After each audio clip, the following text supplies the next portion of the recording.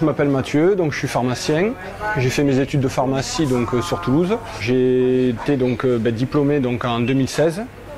J'ai travaillé donc, pendant 1 an sur Toulouse. Et ensuite, après avoir validé mon DU d'orthopédie, donc qui est une spécialité en plus voilà, pour le métier de l'officine, j'ai décidé de venir donc, travailler donc, en Nouvelle-Calédonie.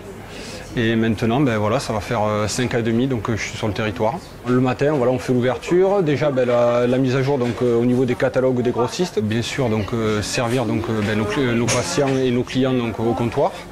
Par contre, donc, voilà, le mois prochain, donc, si vous partez le 22 octobre, venez voilà, 5-6 jours avant. Comme ça, nous, on vous prépare donc, les 5 mois de traitement qui restent. Et ensuite, donc, on a la réception donc, de la commande. Donc, nous, on a donc, 2 commandes dans la journée. La difficulté première, c'est vraiment les ruptures de stock. Parce qu'il y a beaucoup de médicaments qui sont en rupture et c'est vrai que c'est pas forcément évident de toujours jongler entre les différents grossistes, le groupe génériqueur et autres pour trouver des équivalents aux patients pour pas justement qu'il arrête son traitement et qu'il soit en rupture.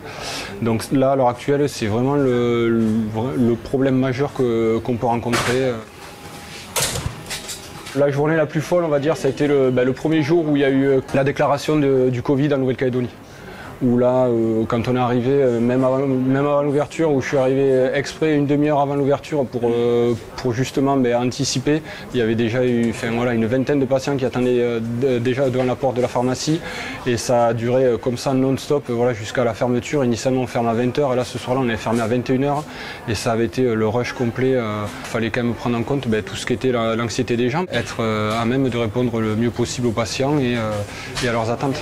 À la base, moi pharmacien, c'était vraiment un métier qui me tenait à cœur et alors pourquoi concrètement je ne sais pas mais c'est vrai que je me vois à l'âge de 5-6 ans dire à ma mère voilà maman un jour je serai pharmacien et voilà depuis j'ai toujours eu ce rêve là et qui a perduré jusqu'à qu'il se concrétise.